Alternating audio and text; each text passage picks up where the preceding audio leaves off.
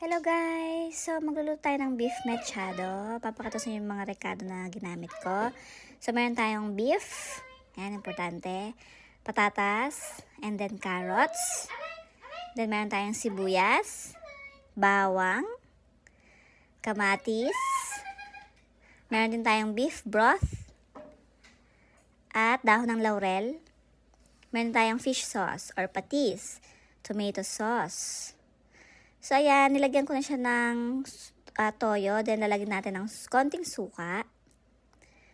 Tapos, may nilagyan na rin ako dyang paminta. Then, after that, hahalu-haluin na natin. Yan, para ma-mix. So, imamarinate muna natin, guys. So, mag-iinit tayo sa kawali. Yan. So, dapat mainit na kawali yung oil natin. And then, lalagay yung patatas at carrots. So, kapag nakita mo ng medyo luto na, isa-separate mo siya sa isang lagayan. So, yan. Pagkatapos niyan, yung pinagprituhan, lalagyan natin yung sibuyas. Yan. Ayan, halu-haluin mo hanggang sa medyo nagluluto na siya.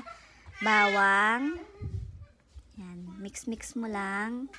Mix-mix. So, ayan, lalagay mo na rin yung kamatis. So, yung naglagay ko ng kamatis, guys, hindi ko tinanggal yung mga buto. And then, dahon ng laurel. Yan. So, imimix-mix mo na siya. Then, after na, yung minarinade mong beef, ilalagay mo na. So, 1 hour mo siyang imamarinade, guys.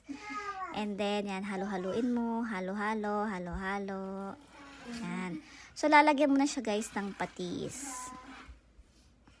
Yan. So, after yan, pakukuluin mo siya ng 15 minutes. So, after 15 minutes, yan, kumukulo-kulo na siya.